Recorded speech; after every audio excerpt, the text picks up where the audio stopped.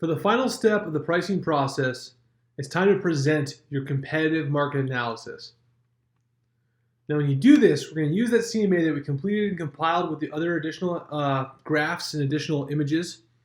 We're going to walk them down the path, make sure that they understand the actual graphs, understand the pricing process, asking questions along the way, and then ultimately leading to them making the right decision. So let's walk through it all. Now, I went ahead and recorded a video of me presenting this CMA using the data I showed you earlier, but using an actual property that I used to own that all that data came from. So here's that video presenting that full CMA. This is your real estate competitive market analysis. Now, before we get started, I want to make sure you understand something that's really important about this. Most real estate market analysis, when you hear the word CMA, is all about being comparative. Now, as you know, most buyers out there really are seeing multiple homes. So competitive market analysis is looking at the competition and making sure that you're in a position for the right buyer to put in the right offer to get you the most value. So I'm going to lead you through this whole process, and we're going to really kind of delve in together as we arrive at the price that you feel most comfortable with and that we know is the right market price to get you where you want to go on time. Sound good to you? Great. So here's our table of contents. This is where we're going to walk the path down together today. We're going to look at the information about your house. That's really the key information for what buyers are looking at. Now, I know that there's a lot of things about your house that you love and that you can probably sell better than I can. But there's some basic information that we can kind of predict buyers' experiences off of. That's where we're going to start off here. When we get to all the other details, all the beautiful things you've done in your house and design, we'll have that and make sure it's part of the marketing material. And there's a couple key things we're going to look at. So we're going to look at those first. Then we're going to look at the bigger picture, looking at the state, our local area, and then zero in on your neighborhood and then your home particularly, and then look at the competition. So let's start here by looking at your house. So first here, this is just the map view of your home, kind of showing where it lies in the city. As you can see, it's highlighted here with the red dot. And I mean, I'm sure you know this, you've probably driven this a lot, but again, just getting a good picture of this is where you lie in the city, and you can see that this is yours. Now this here is the satellite image from above of your home. Did you think your house looked like this from above? Looks pretty good to me. But this here can show us the way it lays out and the way that customers will see this when they Google it online. So we can see sometimes if we need to do any kind of fixing, but to me this looks great, and they can very easily see the extended patio that you have and everything.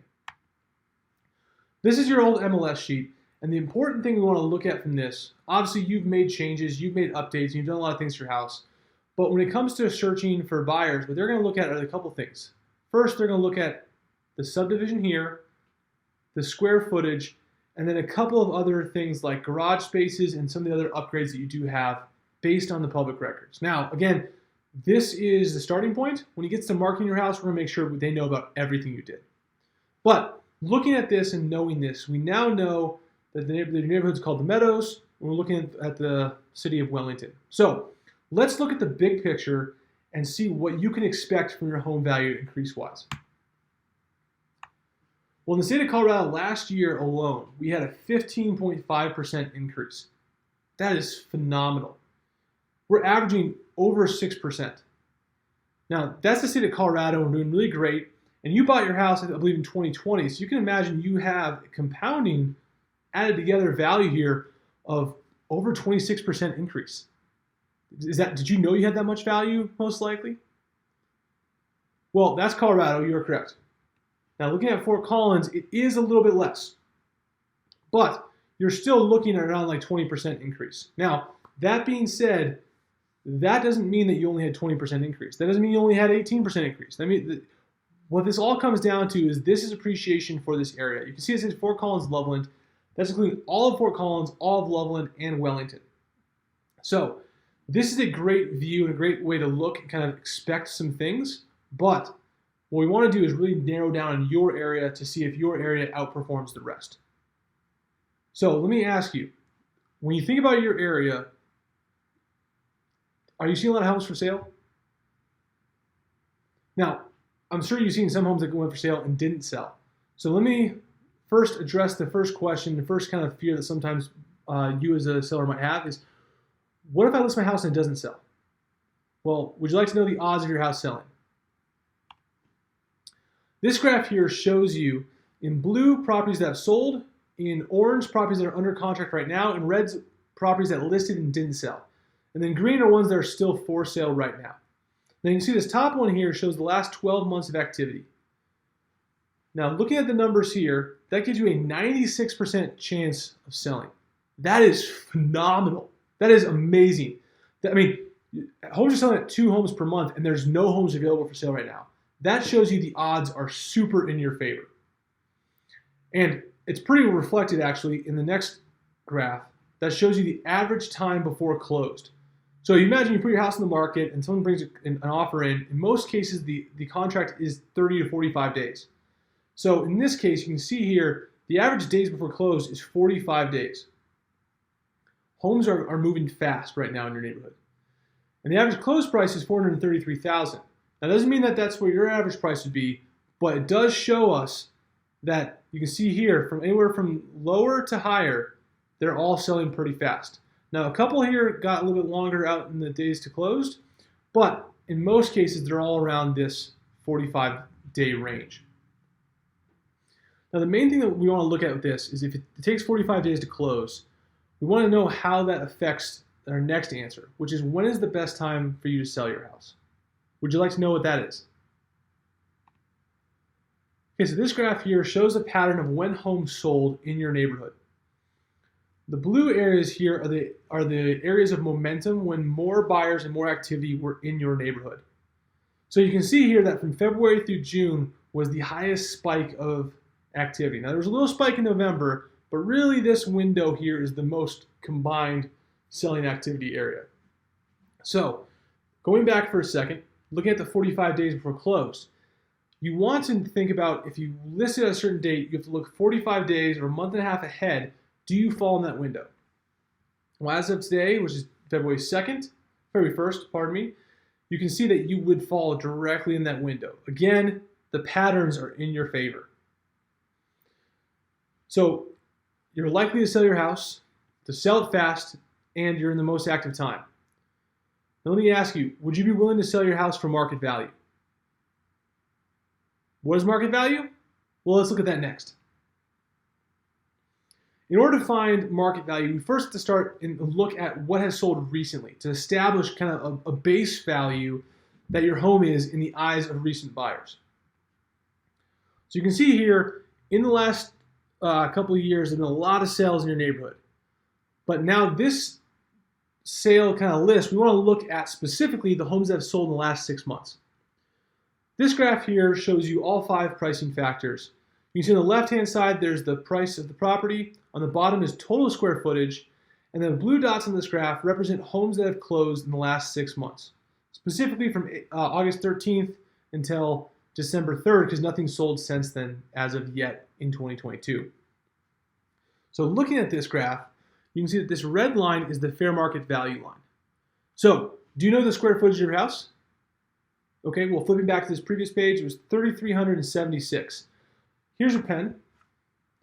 Would you, for me, draw a line from your square footage approximately in the bottom up to that fair market value line? Okay, so what does the fair market value line tell you your house should be priced around? That's right, probably right around $485. Now that being said though, you can see that the dots, some of them fall right in the line, and some actually go above, some go below. So now that you've drawn that line on the graph, let's look at the dots or the homes that have sold right next to that, the closest ones, to see how well you match up to those. And let's take a look at this guy, because this guy's way above the line. So what are they doing to get that high above it, right? Okay, so look, this here shows us those addresses and what's going on in those. Now I looked at these, I looked at the MLS sheets, and I'd be glad to show you those MLS sheets. They're actually in the back of this CMA. But the main things that kind of stuck out to me, on this one that was way above here, you can see, it was a ranch. It was approximately about 300 square foot less than yours. But the main things that they had, they actually finished their basement fully. They had a wet bar, they added an extra bathroom, an extra bedroom, and they had a 3-car garage, plus the fully fenced in their backyard. So they had the whole kit and caboodle in the finished basement, which really pushed them above the line. Now looking at the one just to the right of that, where the text box is almost hidden here, 6849 Langland Street. You can see here, 3-car garage. It's a 2-story house, 3-bed, 3-bath, and the fenced-in yard is perfectly on the line. Okay, so 6900 Sumner Street. It's a ranch. It's a little bit bigger lot. 3-bed, 2-bath, 3-car garage, but their yard is not fenced in, which is what's pulling them down below that line. So, looking at your house and understanding that you have a fenced-in yard, but you don't have a 3-car garage, your basement is unfinished, and yours is a 3-bed, 2-bath, a 3-bed, 3-bath, where would you expect your house to fall in relation to that line? Yes, it would be a little bit below. Now, how far below is kind of a whole other discussion, but it would be a little bit below. So we'd probably be in that 480 to 485 range. Now, let me ask you, 480 to 485, that sounds pretty good, right? I mean, considering I think that looking back at your past, you bought it considerably less, correct? Yes. Awesome. Now, I want to explain one little thing about the real estate market to you really fast. The way buyers search for homes, they don't necessarily search just for a price. They are using Zillow or Realtor.com, or they're using different searching mechanisms, and they're really searching for ranges. Right? So most people are not searching just for one specific price. And because of that, they're searching this range they're searching in, they're going to be seeing homes for sale in a kind of higher price and lower price than where we're going to be at. And so we want to look at how we compare to those and see whether or not we're at the right price, as well as if we can go up because there's not as much competition, or if we need to go down a little bit and be at that 480 range versus the 485 to make sure we're in a good competitive position. Do you understand that? Okay. So looking back at this graph here, what I went ahead and did is establish our competitive range from 450,000 to 500,000. That's probably the range of buyers that we're going to be competing for. Now, the reason I said that too is you can see that almost all these homes that have sold have been in that range. Sure, there's some way down here, but they're down at 2,000 square feet. And there's one oddball way out here, but you can see that they're almost 3,700 square feet, maybe a little more than that, so they're considerably larger. So, looking at that competitive range, I went ahead and did a search and created another graph looking at the homes that are for sale. The homes that are for sale right now in Wellington, in that range, you can see on this map as the green dots. You can see there's a couple in your neighborhood, a couple across the highway, and then one way up there on Smoke Signal Way. Now, looking at all of those on a new graph, you can see them all here. Now, let me go ahead and jump back 1 second and explain before we get to that. We want to know what the market's doing momentum-wise. Well, we looked at the patterns beforehand. We're going to look at the market momentum. You can see that it favors us as sellers. And we have projected sales of 11 sold homes in the next 90 days. What that means is there's likely going to be 3 more sales because there's 8 under contract here, and there's 9 projected new, 2 that are currently showing. If that's one of us, we're going to be those 11 homes. 11 homes fighting for 3 spots. So we can be a little bit aggressive, but maybe we want to be kind of cautious to make sure the odds still stick with us in our favor. Now again, we're 96% on the odds of selling, so we're pretty favorable. But knowing that, now let's look at that graph. Looking at this graph here, you can see very clearly that the homes for sale are the green triangles, and the orange are properties under contract. Now, before you talk about anything else, what's your main takeaway from this graph? That's right. There's not a lot for sale. Yes, there's only 2 properties for sale. Both of them are below 2,200 square feet. So, looking at the actual under contract here around our square footage, which is above 3,000, without anything for sale, what would you say our competition is? You're right. There really isn't any competition right now. So, in most cases, what we want to do is make sure we have competitive advantage. Now, if there's a home for sale that was out there, we want to try and beat them. But in this case, there isn't anything. So we have a built-in competitive advantage. So if you think about pricing here at that 485,000 range, we're going to have competitive advantage over basically everything in this quadrant up here. Why do I say that? The reason I say that is it's less square footage than us at a higher price, which means we have a greater value than that. Now, assuming that those stand under contract and close, they don't matter as much. However, if one of them ends up coming back on the market or falling through, then we want to still have a competitive advantage usually above that. So we can maneuver this guy and maneuver our price probably a little higher. So I would probably recommend at 490,000, we have competitive advantage over all of them. Now, because they're not on the market, however, we theoretically could go a little bit higher to 495 or even 500. Now, let me explain why I say 500. There's an idea called pricing on the bridge. So the idea is you have two buyers. You have one buyer searching one range, another buyer searching another range. And that bridge price is the overlap where they both end up seeing your house.